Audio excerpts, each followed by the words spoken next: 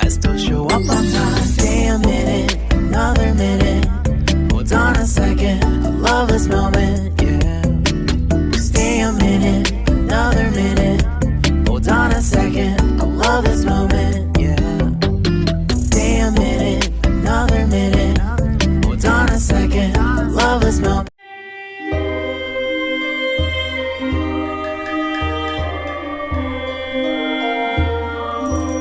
Sosok lelaki berotot kekar dengan tangan terulur ke depan seolah menunjuk ke sebuah arah akan terlihat jelas setiap orang melintasi jembatan layang di kawasan Pancoran, Jakarta Selatan.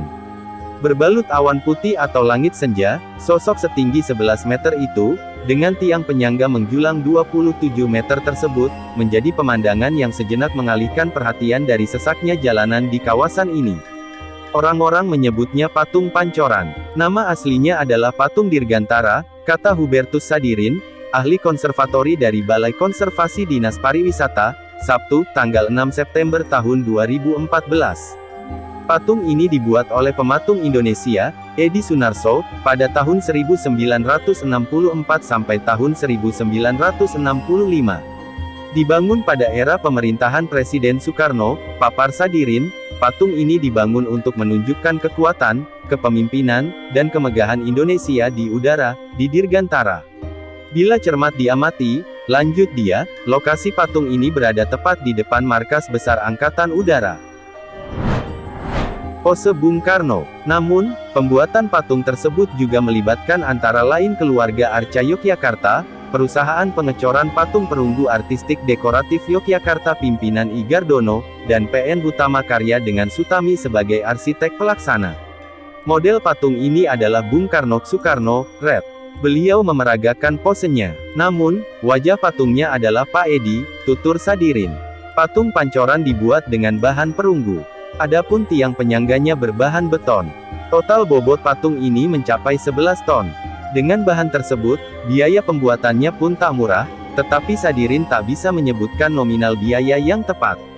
Sekalipun memiliki filosofi dan makna yang positif serta harapan tinggi akan kedirgantaraan Indonesia, proses penyelesaian patung sempat terkendala peristiwa G30S pada 1965. Apalagi, saat itu kondisi kesehatan Bung Karno juga terus menurun. Ini adalah patung terakhir yang digagas ide cemerlang dan idealisme Bung Karno. Mitos ujung jari. Beragam mitos pun membalut patung ini. Salah satunya adalah mitos ujung jari. Patung ini berdiri menghadap utara. Jarinya pun menunjuk ke arah yang jauh. Arah jari menunjuk tersebut diyakini oleh sebagian kalangan sebagai penunjuk lokasi kekayaan rahasia milik Bung Karno. Namun, kalangan lain berpendapat arah telunjuk itu mengarah ke pelabuhan Sunda Kelapa. Ada pula yang berpendapat ujung jari ini merupakan perlambang sapaan dan sambutan bagi orang-orang yang baru tiba di Jakarta melalui Bandara Halim Perdana Kusuma.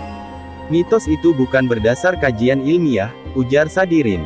Pak Edi sendiri sempat cerita kalau tidak ada indikasi seperti itu.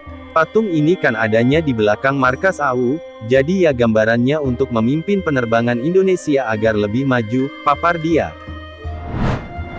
Patung yang tak rampung. Sadirin mengungkap satu hal lagi yang tak banyak diketahui publik. Patung ini sebenarnya belum jadi. Sampai sekarang, bila dilihat dari kejauhan, kata Sadirin, patung ini seolah sudah sempurna dan tak beda dengan patung karya Edi lainnya. Patung lain itu antara lain patung Selamat Datang di Bundaran Hotel Indonesia, Jakarta Pusat. Namun, lanjut Sadirin, bila diamati lebih dekat, patung Pancoran akan terlihat permukaannya masih kasar dan kentara banyak tambalan las penyambung satu bagian dengan bagian lain. Dulu, ketika membuat patungnya, Pak Edi mengumpulkan semua barang yang terbuat dari perunggu, kemudian dilebur, dan beberapa bagian lainnya disambung. Makanya kesannya jadi kasar, papar Sadirin. Meski menyebut patung itu belum rampung, Sadirin mengatakan tak ada rencana untuk merampungkan patung itu. Karena dari awal sudah begini, maka kami hanya menjaga cagar budaya ini sesuai bentuk aslinya, kata dia. Selain belum rampung, patung yang satu ini juga ternyata tak pernah diresmikan. Saat patung sudah berbentuk seperti sekarang, Bung Karno telah meninggal. Rencananya, setelah patung dibersihkan, kami akan membuat laporan sekaligus mengajukan gagasan untuk meresmikan patungnya, kata Sadirin. Ini kan benda cagar budaya. Jadi, akan lebih baik kalau diresmikan.